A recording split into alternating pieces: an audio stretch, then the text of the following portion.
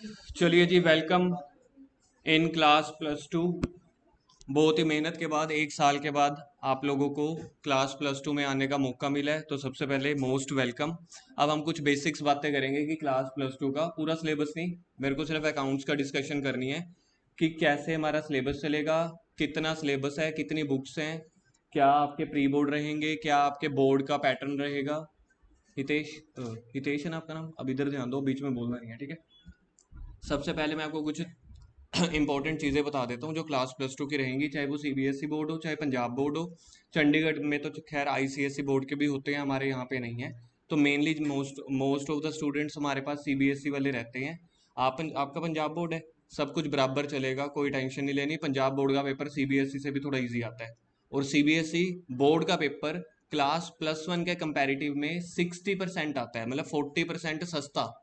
सस्ता समझ गए, 40% कम टफ, मतलब 40% ईजी पेपर आता है क्लास प्लस टू का। कुछ चीजें मैं डिस्कस करने वाला हूँ। स्कूल में आप लोगों को लगवाई जाएगी डीके गोयल की बुक, ठीक है जी। स्कूल में आप लोगों को डीके गोयल की बुक लगवाई जाएगी। मेन अगर मैं बात करूँ, क्लास प्लस टू में आप लोगों के पास 3 बुक्स रहने वाली हैं, और मोक्ष क्या आ रहा था इस बार, 2 बुक्स आने वाली है ना। मोक्ष मेरे को एक बार दिखा दियो, दोनों बुक्स लेके आए, दिखा दे मेरे को एक बार के लिए। हाँ जी, पिछले बार जैसे ना, तो इस बार में भी ऑथर ने क्या किया, 2 बुक्स को शायद मर्ज कर दिया। मैं एक बार के लिए चेक कर लेता हूँ। इधर आ, कैमरे में हेलो बोले। एक हमारी एक हमारी पार्ट ए वॉल्यूम 1 रहने वाली है, ये बिल्कुल लेटेस्ट बुक है, पार्ट ए वॉल्यूम 1, जिसको बोला जाता है पार्टनरशिप की बुक। क्लास प्लस वन में हमने सीखी थी अकाउंटिंग सोल प्रोप्राइटर की। सोल प्रोप्राइटर का मतलब होता है सिंगल ओनर। सिंगल ओनर का मतलब कभी भी आप लोगों ने ये नहीं सोचना कि छोटी सी दुकान है। सिंगल ओनर का मतलब है अगर बंदे का बहुत बड़ा बिजनेस है, लाखों करोड़ों का भी, ओनर एक है। हमने उसकी अकाउंटिंग सीखी थी। रूल सीखे थे, कुछ याद है? पर्सनल, रियल, नॉमिनल, बचपन में किए थे ऐसे रूल्स। अब तो आप बड़े हो गए ना, प्लस टू में हो गए, तो बचपन में हमने कुछ रूल सीखे थे, पर्सनल, रियल, नॉमिनल। क्या सर प्लस टू में भी हमें वही रूल्स याद करने हैं? नहीं बेटा, वही के वही रूल्स हैं, क्योंकि वो रूल्स अकाउंट्स के हैं, क्लासेस के रूल नहीं है कि प्लस वन के रूल है या प्लस टू के रूल्स है। वो पूरे अकाउंट्स के रूल्स हैं।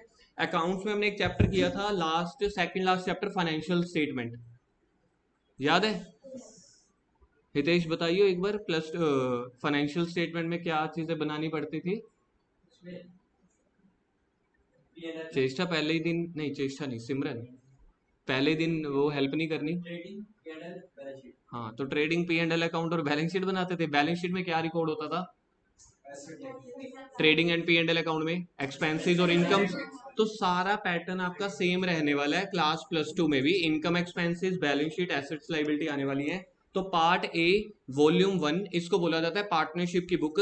इसके अंदर आपके पास 5 चैप्टर्स हैं, लेकिन जो मैं आपको दूंगा 6 चैप्टर्स दूंगा। उसका रीजन क्या है? जो इसका सेकंड चैप्टर है ना, वो 2 चैप्टर का मिक्सचर है। अगर मैं किसी और ऑथर की बात करूं, डीके गोयल के अलावा कोई और ऑथर सुन रखे अपने अकाउंट्स का? टीएस गरेवाल। तो टीएस गरेवाल ने 5 की जगह 6 चैप्टर्स बनाए हुए हैं। उन्होंने चैप्टर 2 को ना, डीके गोयल ने चैप्टर 2 को मर्ज कर रखा है।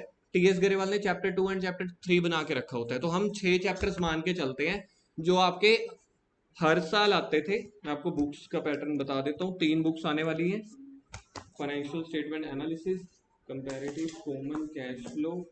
नहीं बेटा, 3 बुक्स ही हैं, धोखा दिया गया आपको।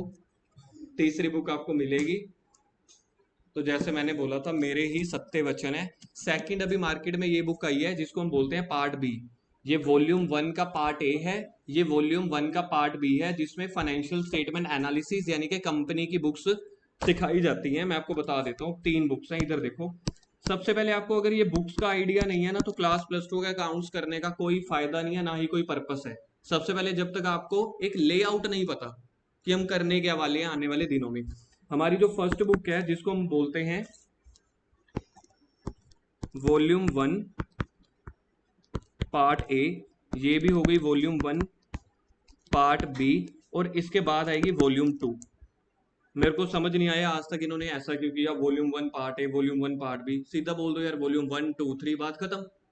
लेकिन जब तक, जैसे कहते हैं ना कि वकील जब तक डराए ना तब तक उनका केस नहीं निकलता, ऐसे ही जब तक डॉक्टर ड्राई ना तब तक उसकी दवाइयां नहीं बिकती। तो अकाउंट्स का भी यही हाल है, जब तक ये ड्राइंगे नहीं ना, थोड़ा कंफ्यूज नहीं करेंगे, तब तक लगेगा ही नहीं अकाउंट्स मुश्किल सब्जेक्ट है।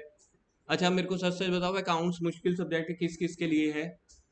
एक, दो, तीन, चार। एक दूसरे को देख के हौसला आ रहा है, अच्छा तेरे लिए मुश्किल है, चल मेरे लिए भी मुश्किल रहने वाला है।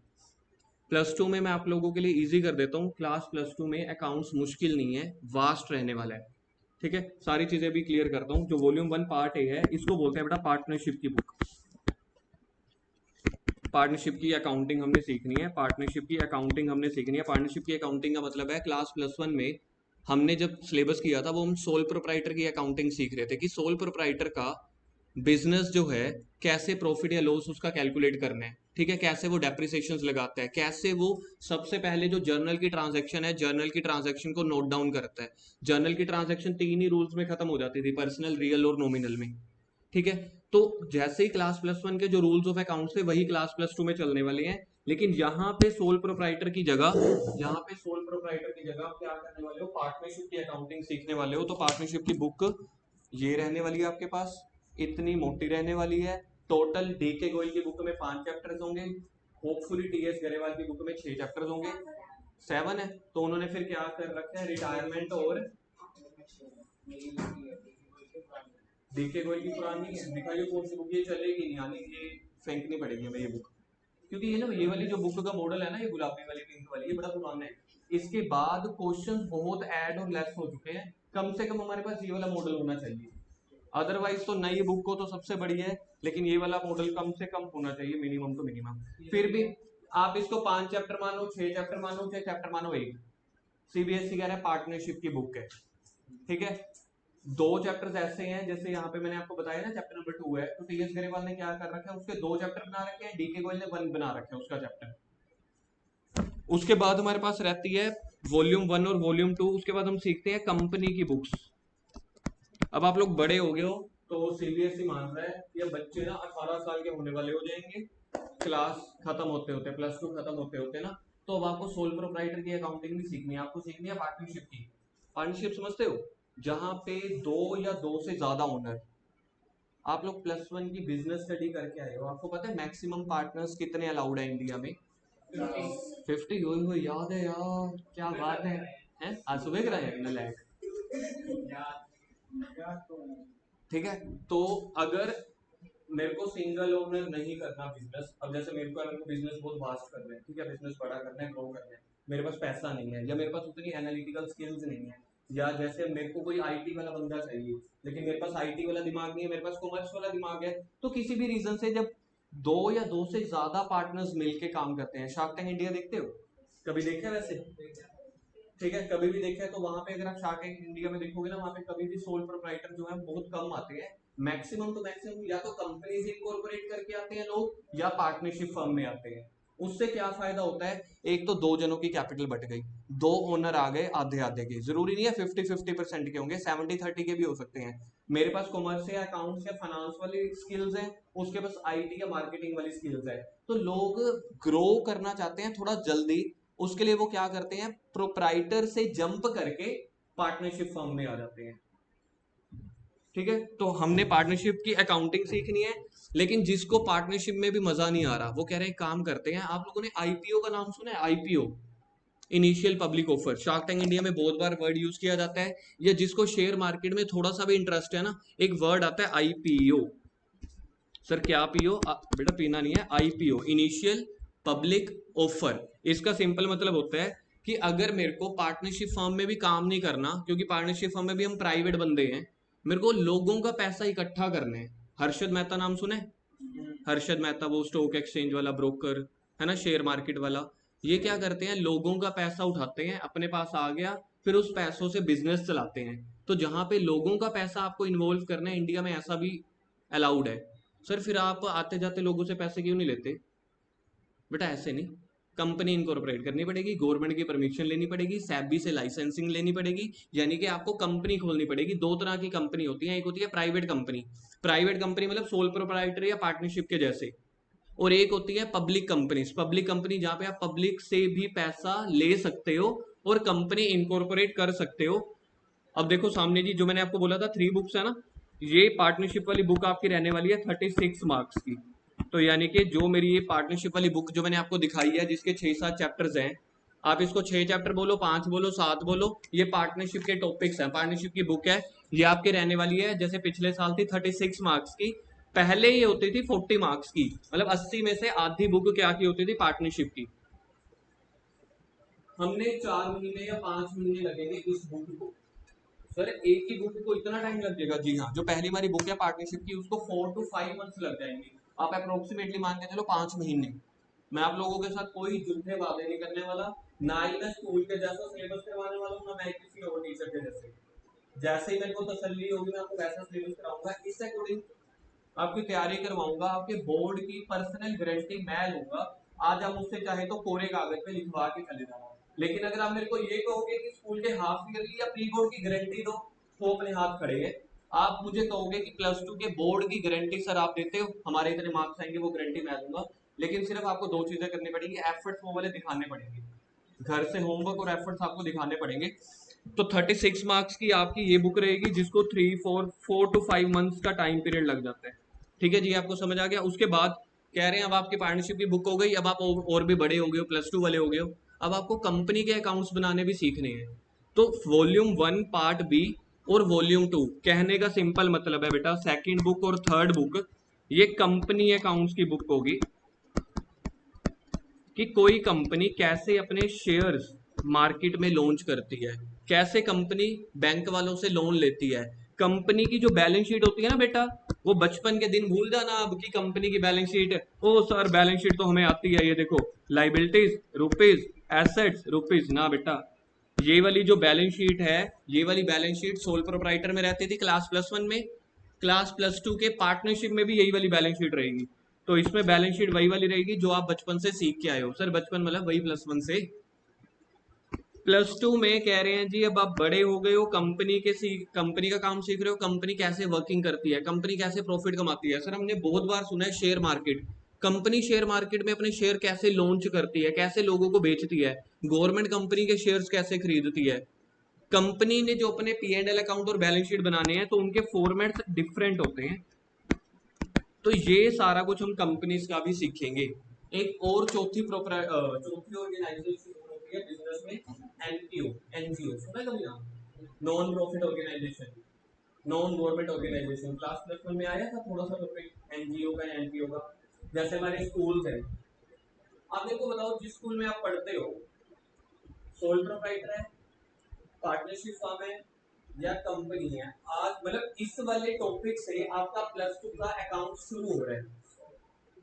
आपका स्कूल जो है वो सोल प्रोप्राइटर है या पार्टनरशिप है, जैसे मैंने आपको बताया क्लास +2 में आपका पार्टनरशिप स्टार्ट होने वाला है, या कंपनी है।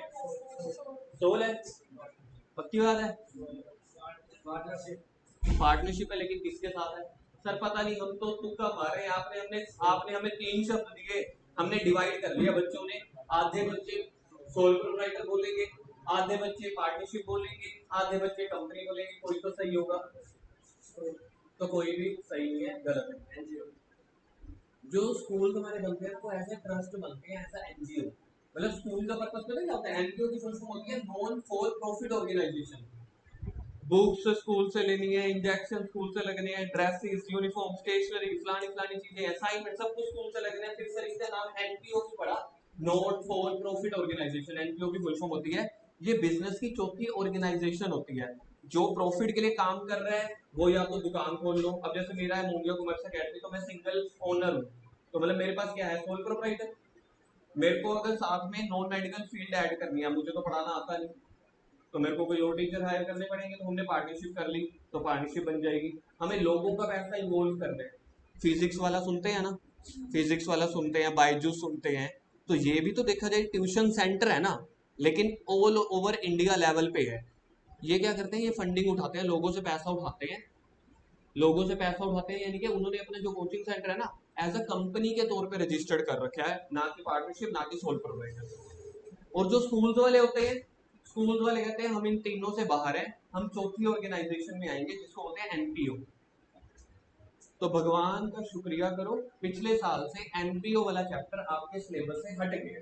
तो यानी कि पहले, आज से 2 साल पहले आपको पार्टनरशिप की अकाउंटिंग भी सीखनी पड़ती थी, कंपनी की भी, और इसके बाद एनपीओ की भी। तो एनपीओ अब हमारे सिलेबस में नहीं है। एनपीओ वो ऑर्गेनाइजेशन होती है जो प्रॉफिट के लिए काम नहीं करती, जैसे कि स्कूल, बहुत बड़ा झूठ है ना, ड्रेस स्कूल से लेनी है, इतनी फीस लेनी है, एडमिशन देनी है, बस स्कूल की होनी चाहिए, ठीक है जी, पता नहीं आजकल तो क्या क्या, इतनी स्टेशनरी सारा कुछ स्कूल से, बुक्स स्कूल से होनी चाहिए। तो एनपीओ आपके सिलेबस में नहीं है, तो कंपनी है। कंपनी के अंदर आपके पास बेटा 2 बुक्स आने वाली हैं। कंपनी के अंदर आपके पास 2 बुक्स आने वाली हैं।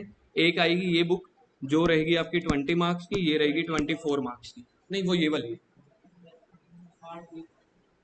मतलब कुछ भी लगा लो, कहने का मतलब है कंपनी अकाउंट 44 मार्क्स का रहने वाला है, और पार्टनरशिप रहने वाली है 36 मार्क्स की। अब आप लोग अकाउंटेंट हो, मेरे सामने कुछ 15-16 अकाउंटेंट्स बैठे हैं, मेरे को टोटल करके बताना 80 बन रहा है, देखना।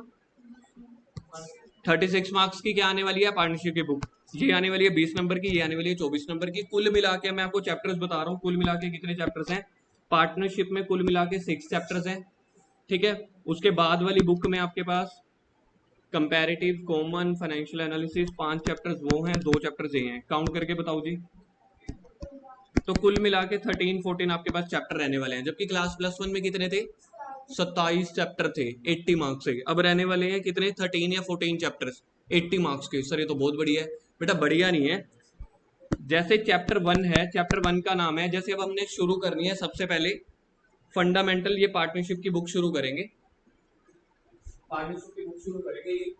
इसके अंदर जो चैप्टर नंबर 1 है, पूरे सिलेबस का जो सबसे बड़ा चैप्टर है वो चैप्टर नंबर 1 है, जिसको बोलते हैं फंडामेंटल्स। सर चैप्टर मुश्किल है, चैप्टर मुश्किल नहीं है, चैप्टर के अंदर टॉपिक्स बहुत सारे हैं। और जो पहला चैप्टर है ना, ये फंडामेंटल वाला, ये जो चैप्टर है पहला, फर्स्ट चैप्टर है, एक बार के लिए मैं आपको बता रहा हूँ, chapter number 1।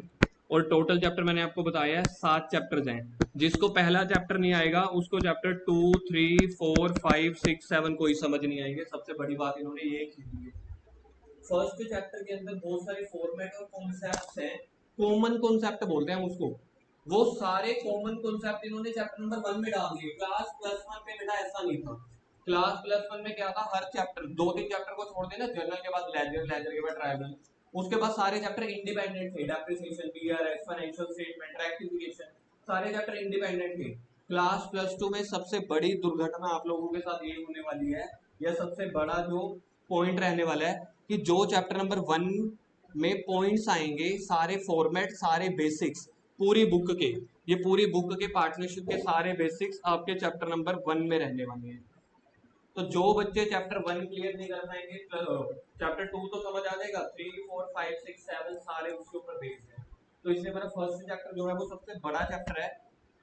Approximately it will take 25 to 30 days, मतलब पहला महीना चैप्टर 1 में ही निकल जाएगा। वही पूरी बुक का आपका बेस है।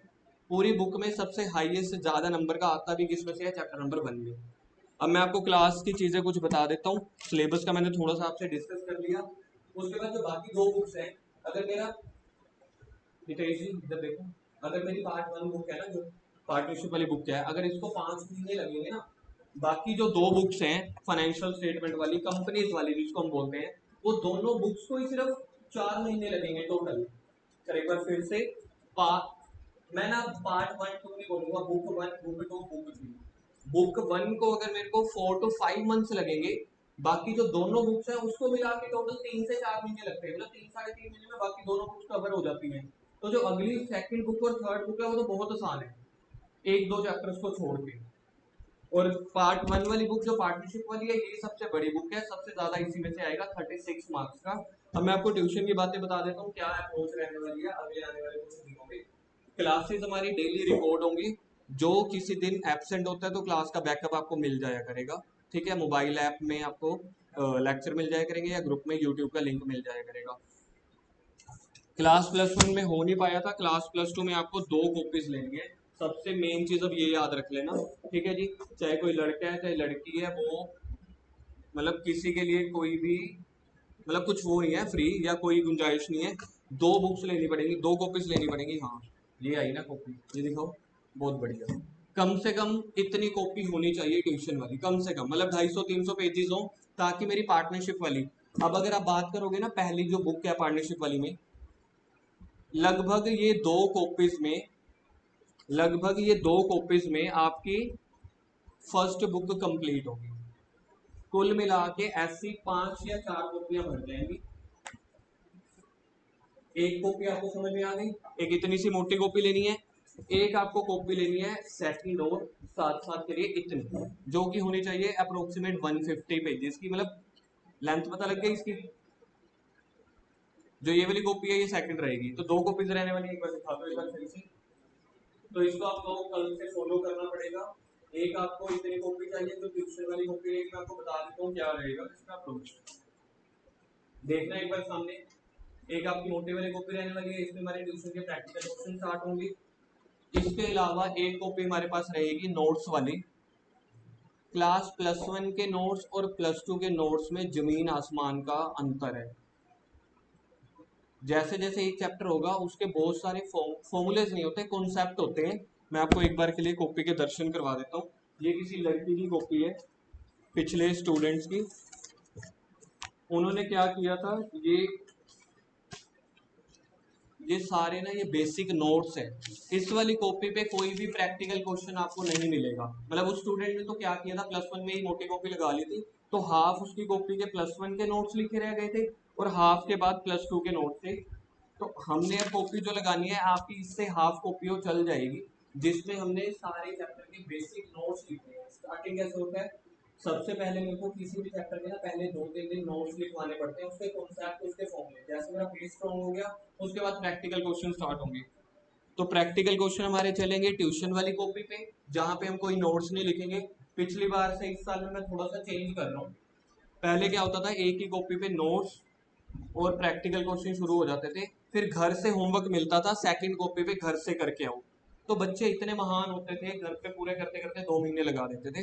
तो इस बार मैं बच्चों के लिए थोड़ा सा काम इजी कर रहा हूँ। ये दोनों कॉपीज हमें डेली लेके आनी है। जो भी मैं आपको कॉन्सेप्ट लिखवाऊंगा, इसी कॉन्सेप्ट के बेस पे आपके 80 में से 70+ मार्क्स आएंगे। ये नोट्स वाली कॉपी नहीं रहेगी, ये ब्रह्मास्त्र है +2 के अकाउंट्स का। इस कॉपी के मैं आपको अभी आपको दर्शन दिखाऊंगा, आपकी हाथ में दूंगा। तो इस कॉपी में है क्या, सारे के सारे फॉर्मेट्स, पूरे सिलेबस में जितने फॉर्मेट्स आने हैं, जितने फॉर्मूलाज आने हैं, जितने बेसिक नोट्स आने हैं, वो सारे ये नोट्स वाली कॉपी में कवर अप होंगे। और जो उसके प्रैक्टिकल क्वेश्चन करने हैं वो दूसरी कॉपी में करेंगे। तो ये 2 कॉपीज मेरे को जरूरत पड़ेगी, ठीक है। साथ के साथ आपको डेली लेके आनी है। बाकी रह गई बुक की बात। ये ऐसी आप लोगों को मैं बुक दूंगा। ये तो खैर बहुत मोटी बुक है, ऐसा कुछ नहीं है। आप लोगों को बिल्कुल पतली बुक मिलेगी। जैसे आपकी ये बुक है ना, इसका 1/3 बुक होगी जो मेरी बनेगी, क्योंकि उसमें मैंने थ्योरी नहीं डाली, ज़्यादातर MCQs ये नहीं डाले। उसमें मैंने सिलेक्टेड क्वेश्चंस डाले हैं, कम से कम 6 बुक्स के। NCERT, TS Grewal, DK Goyal, Juneja, Sharma, एक और कोई बुक थी CA की, जो बेसिक मतलब CA फाउंडेशन की। तो टोटल 6 बुक्स से हमारी बुक तैयार हुई है। सारा का सारा क्वेश्चन पेपर, इस बार भी जो क्वेश्चन पेपर आया था ना CBSE का 80 मार्क्स का, जो हमने कैलकुलेशन किया है 60 to 70 मार्क्स का, सारा हमारी बुक में से आया हुआ है। रीजन क्या है, एक +2 में ना एक हवा बहुत उड़ती है कि फाइनल का जो पेपर होता है ना, वो आता है, नहीं फाइनल का जो बोर्ड का पेपर है, वो भी पढ़ा था मेरे पास आज, उसके क्वेश्चंस भी ऐड कर दिए मैंने आपकी इस बुक में। वो कहते हैं कि TS गरेवाल में से ना सबसे ज्यादा क्वेश्चंस आते हैं। ऐसा एक इंडिया में ना वो चलती है अप्रोच। तो इस वहम को पहले ही दिल से निकाल देना, ऐसा कुछ नहीं है। अगर ऐसा कुछ है भी ना, अगर आपकी DK गोयल वाली बुक अगर आप कंप्लीट कर लेते हो, उसी में से सारा पेपर आ जाता है, सारे कॉन्सेप्ट कवर हैं। लेकिन हमने फिर भी क्या किया है, 6 बुक्स के अच्छे अच्छे सारे सारे क्वेश्चन मैंने अपनी बुक में डाल दिए हैं। हमने सिर्फ वही करने हैं। आपके CBSE में 70+ कहीं नहीं जाते, अगर आप ढंग से करने वाले हो। अगर आपका टारगेट 90s में है, तो 80 में से 70s की बात कर रहा हूँ, तो वो हमारा कहीं नहीं जाता।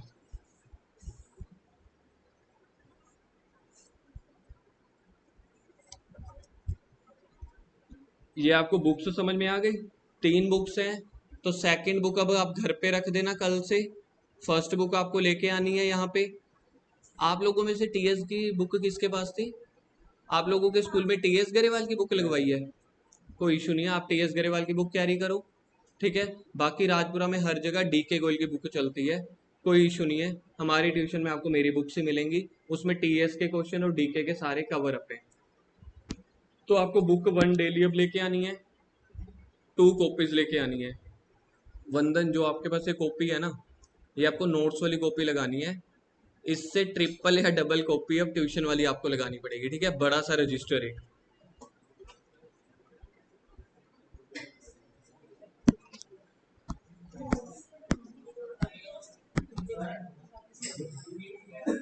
क्या के लिए? नोट्स के लिए? दिखा, थिकनेस दिखाओ।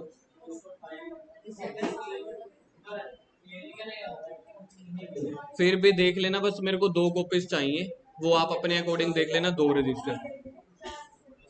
अब एक बार के लिए ये देख लो, 80 मार्क्स का आपका एग्जाम आने वाला है, ठीक है? एक पैटर्न मैं आपको ये बता रहा हूँ कितने के आपको क्वेश्चंस आने वाले हैं, कितने कितने मार्क्स के। एमसीक्यूज आएंगे आपको 20 मार्क्स के, एक एक नंबर वाले। यानी कि आप लोगों को जब भी अब +2 की अकाउंट शुरू करना है ना, आपको एमसीक्यू फर्स्ट डे से स्टार्ट करके चलने पड़ेंगे। 20 मार्क्स का मतलब समझ रहे हो? 80 में से 20 मतलब 1/4 आपको पेपर में एमसीक्यूज आनी है। तो सोचो एमसीक्यूज कितना इंपॉर्टेंट हो चुके हैं। कुछ क्वेश्चंस आएंगे, मतलब ये 1 मार्क्स वाले हैं, कुछ क्वेश्चंस आएंगे आपको 3 मार्क्स वाले, 4 मार्क्स वाले और 6 मार्क्स वाले। ये आपका पैटर्न रहने वाला है। कुल मिला के 34 क्वेश्चंस आएंगे। इस बार का जो सीबीएसई का पेपर था, बहुत अच्छा पेपर आया था। मतलब स्टूडेंट्स बोल रहे हैं कि 80 में से 78, 79, 77, मतलब जो 2-3 बहुत अच्छे अच्छे बच्चे हैं वो तो कह रहे हैं 79 या 78 तक आ जाएंगे, लेकिन बहुत सारे बच्चों के मार्क्स अच्छे आ जाएंगे। अब एक छोटा सा मैं आपको डर दूर कर देता हूँ, जिसके +1 में अच्छे मार्क्स नहीं आए ना अकाउंट्स में, कोई टेंशन नहीं लेनी। अगर आपके बेसिक्स क्लियर है ना, +2 में अच्छे मार्क्स आ जाएंगे। डेली अब मैं आपको ट्यूशन का पैटर्न बता देता हूँ। डेली हमारे +1 के 10 से 15 दिन पहले +1 के कॉन्सेप्ट चलेंगे। उसका ये मतलब नहीं है कि मैं 10 दिन अकाउंट्स +1 का अकाउंट्स करवाने वाला हूँ। उसका सिंपल मतलब ये है कि 1 घंटे की क्लास के जो पहले 10-12 मिनट है ना, उसमें एक एक दो दो कॉन्सेप्ट मैं +1 के लिखवाता चला जाऊंगा, ताकि जो जो कॉन्सेप्ट +2 में यूज होने हैं +1 के, सिर्फ वही वाले। फॉर एग्जाम्पल मैं आपको बता देता हूँ, सेपरेट लीगल एंटिटी कॉन्सेप्ट सुन रखा है? बिजनेस एंटिटी कॉन्सेप्ट, बिजनेस एक अलग पर्सन है, बिजनेस का ओनर एक सेकंड पर्सन है, हमें बिजनेस के पॉइंट ऑफ व्यू से सोचना है। तो ऐसे ऐसे +1 के कुछ कॉन्सेप्ट है बेटा, +1 के कुछ 15-20 कॉन्सेप्ट हैं पूरे सिलेबस के, जो +2 में यूज होंगे। तो वो वाले मैं आपको स्टार्टिंग में लिखवा दिया करूंगा। डेली मैं आपको 2 कॉन्सेप्ट लिखवाया करूंगा, बाकी हमारा +2 का सिलेबस साथ साथ चल पड़ेगा। उससे आपको क्या कॉन्फिडेंस आएगा कि सब +1 का जो बेस मुझे +2 के लिए चाहिए। अब ऐसा नहीं होगा कि मैं डेप्रिसिएशन के क्वेश्चन करवाने लग जाऊंगा, बीआरएस का चैप्टर करवाने लग जाऊंगा, ऐसा कुछ नहीं है। डेप्रिसिएशन का एसएलएम मेथड और डब्ल्यूडीबी मेथड सुन रखे हैं? कौन से मेथड में डेप्रिसिएशन सेम रहती है हर साल? कौन से मेथड में डेप्रिसिएशन चेंज रहती है? तो +2 में सिर्फ इतना सा +2 में डेप्रिसिएशन चैप्टर आएगा, सिर्फ एक ही कॉन्सेप्ट आएगा, बस यही कि एसएलएम की डेप्रिसिएशन कैलकुलेट करनी पड़ सकती है या डब्ल्यूडीबी की। तो मेरे को क्या करना है, 2 मिनट लगा के एक एक एग्जांपल लिखवा देनी है कि 50,000 रुपए है, 3 साल की डेप्रिसिएशन इतनी आएगी। तो जो +2 में +1 के कॉन्सेप्ट यूज होंगे, डेली 5-5, 10-10 मिनट उसके ऊपर इन्वेस्ट कर दूंगा, एक हफ्ते 10 दिन के लिए। बाकी की जो 45 मिनट की क्लास है, 50 मिनट की क्लास है, वो +2 की चलती है। अब हम बात कर लेते हैं सबसे मेन, आज के लिए तो मेन तो यही रहने वाला है आपका। कल से हम सिलेबस स्टार्ट कर देंगे। नोट्स वाली कॉपी पे आपको कल नोट्स लिखवाने स्टार्ट कर दूंगा। पहले 5-10 मिनट +1 के बेसिक्स, एक दो, बाकी +2 के। अब जिसका कोई डाउट है पहले तो आप वो पूछ लो, उसके बाद हम टाइमिंग का डिस्कशन करते हैं कुछ।